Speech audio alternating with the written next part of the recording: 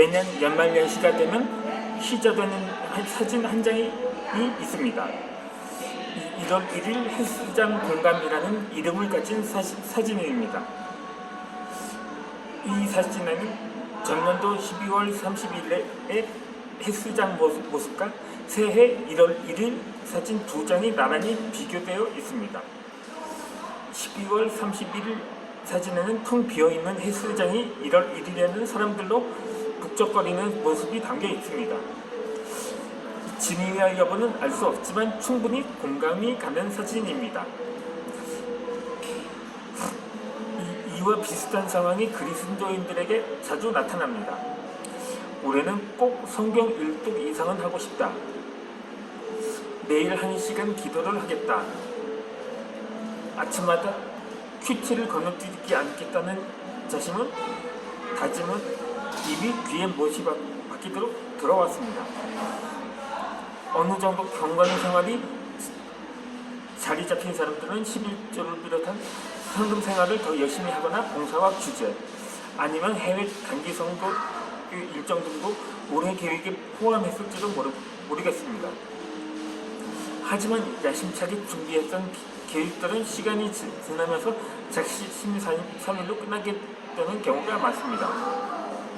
그렇게 많은 사람들이 해마다 실수를 되풀이하곤 합니다. 그리고 연말이 되면 벌써 한 해가 다 갔네 하면서 늘 아쉬워합니다. 그리고 1월로 다시 돌아갔으면 하고 바라기도 합니다. 그렇다면 그리스도인들은 작심 삼일이 아니라 마음 것을 끝까지 제대로 실행할 수 있는 방법은 없을까요? 부족한 실행력을 끌어올릴 만한 방법은 없는 걸까요? 그 부족함을 채워줄 역적인 방법들을 삭개월을 통해 배울 수가 있습니다. 이제 제 대형 서점의 4대를 가득 채우고 있는 자기개발서는 잠시 뒤로 하고 성경에서 말하는 그리스도인의 행동 원칙을 찾아야 할 때입니다. 세상에 과학적이고 이성적인 법칙들 모두가 무행지물이라고 말하는 것은 아닙니다. 분명 그 가운데 우리가 배울 점이 있습니다. 그러면 또 아직까지 별다른 발전이 없다면, 특히 그리스도인으로서 영적인 접근이 필요하다면 여기 4개월을 주목할 필요가 있습니다.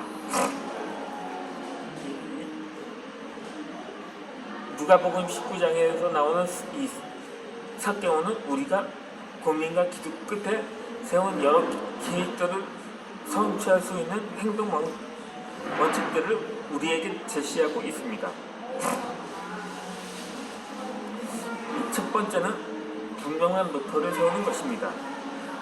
이 누가복음 19장 3절에 보면 그가 예수께서 어떠한 사람인가 하여 보자 했다고 합니다. 삭개오가 예수님이 어떤 분이신지 궁금해했다는 말은 그 전에 이미 예수님께 대해서 많은 소문을 들었다고 볼 수가 있습니다. 그래서 누구인지 궁금했고 말씀을 직접 듣고 싶었을 것입니다. 사실 그는 세일러서 부유하게 살았지만 동족을 배신하면서는 삶 속에서 고민과 갈등이 많았을 것입니다. 그러는 중에 예수님의 소식을 들은 그는 그분이 모든 고민들을 해결해 줄 수 있는 유일한 분일지도 모른다고 생각했을 것입니다. 그래서 어떻게 해서든지 그분을 만나고 싶었던 것입니다.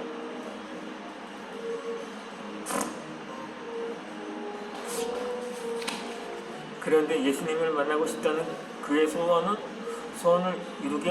이루는 게 만만치 않아 보입니다. 그가 유대인들, 특히 경건하는 바리새인들이 가장 혐오스러워하는 세리였기 때문입니다. 이 삭개오는 자신이 하고 있는 분야에 있어서만큼은 상당히 인정을 받는 세리장이었습니다. 또한 로마 제국의 앞잡이 노릇을 하면서 재산이 점점 늘어났고 그로 인해 큰 부자가 되었습니다. 하지만 그럴수록 사람들로부터는 더욱더 내면을 당했던 거죠. 어디 그뿐인가요? 그에게는 신체적인 단절도 있었다고 합니다. 이 삭개오는 키가 작아서 수많은 군중 가운데 계셨던 예수님을 잘 볼 수가 없었습니다. 누구에게는 신체적으로 큰 폴레스가 한 가지씩은 있게 마련입니다. 키가 작은 사람, 살이 좀 많아서 고민인 사람, 피부가 안 좋아서 스트레스를 받는 사람들도 있습니다. 이러한 외모 컴플렉스는 우리의 행동을 제약할 수 있습니다. 목표를 향해 나아갈 때 적잖은 장애가 되기도 합니다. 삭개오도 그랬었던 거죠. 또 주변 상황도 그리 좋지는 못했습니다. 키가 작은 데다가 설상가상으로 산업까지 많았던 것입니다. 그 때문에 예수님을 보기가 쉽지 않았을 뿐만 아니라 세리인 자신의 사람들이 알아보는 것도 부담스러웠을 것입니다. 이 사람들이 자신을 싫어한다는 사실을 잘 알고 있었기 때문입니다. 하지만 이러한 모든 조건 속에서도 불구하고 그는 포기하지 않았죠. 삭개오에게는 예수님을 만나겠다는 분명한 목표가 있었기 때문입니다. 이렇게 자신이 처한 상황이라든지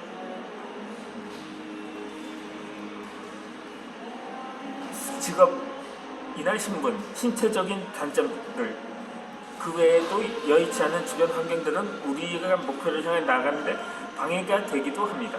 하지만 목표가 분명한 사람에게는 그 어떠한 장애물도 결코 문제가 될 수 없습니다. 그런데 우리는 이러한 장애물들에 넘어져 다시 일어나지 못하곤 합니다.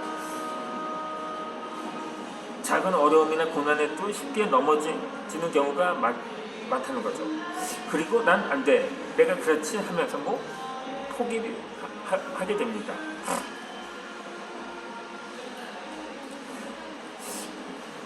우리는 왜 그렇게 작은 어려움에도 쉽게 넘어지고 포기하게 되는 걸까요? 그 이유는 우리에게 간절함이 없기 때문입니다.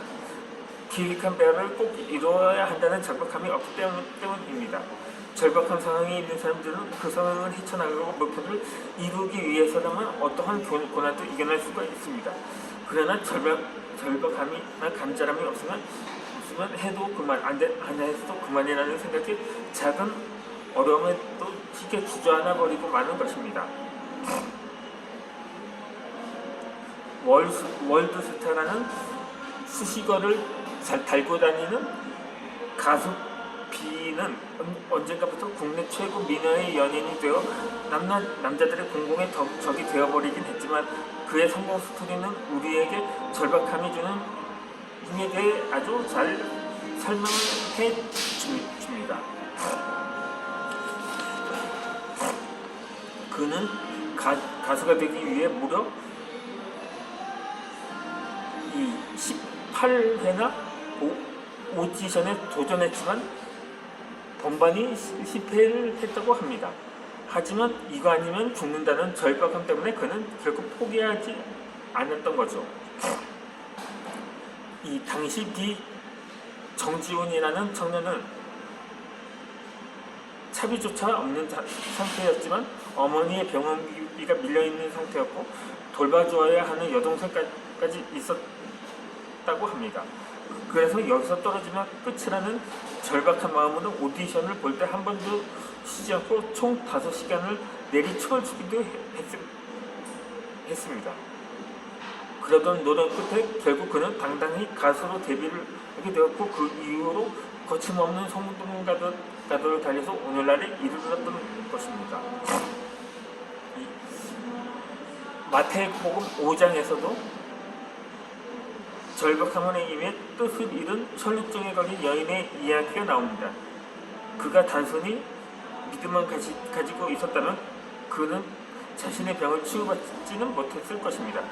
병이 나야 한다는 절박한 심정으로 죽음을 무릅쓰고 예수님의 옷자락을 만졌을 때 마침내 그는 기적과 같은 치유함을 받을 수가 있었던 것입니다.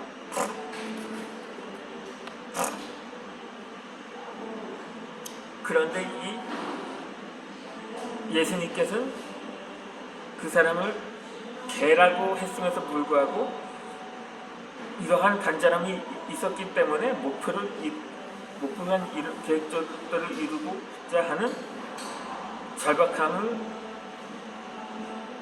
인해서 그런 모욕을 감내하고 그리스도인으로서 기도와 말씀, 예배와 전도, 하나님의 나라와 선교에 대한 갈급함을 가지게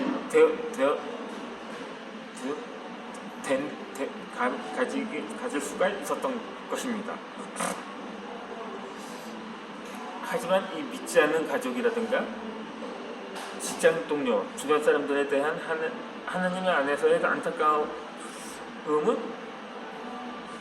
많지는 않은 것 같습니다.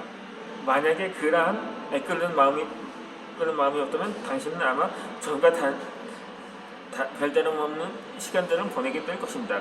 가정도, 직장도, 신앙의 아무런 발전도 없이 말입니다.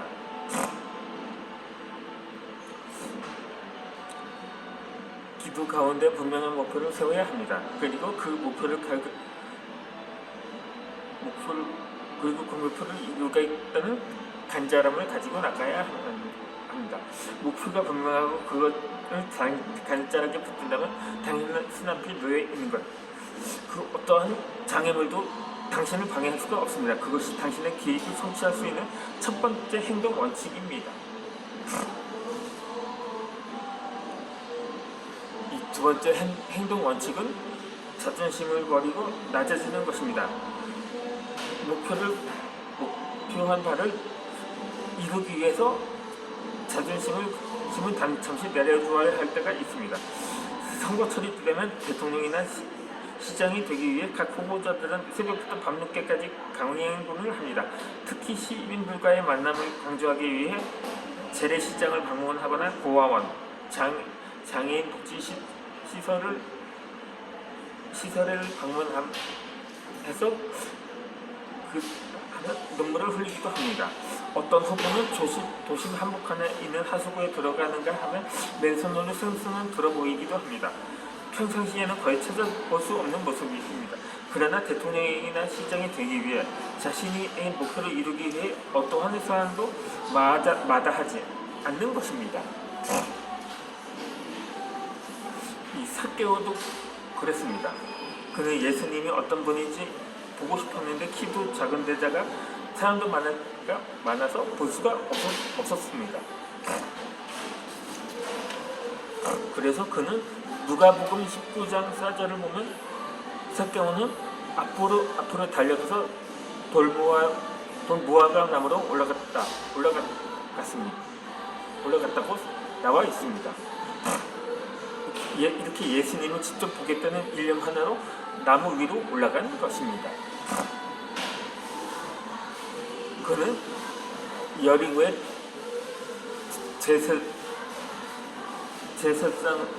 세리장으로서 그 지역에서 상당히 잘 알려진 유력 인사였습니다. 하지만 그는 자신의 목표를 이루기 위해 자존심을 버렸던 곳입니다.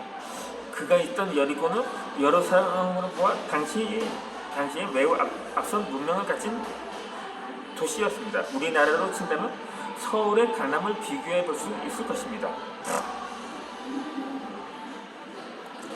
이러한 당시 생활 속에서 봤을 때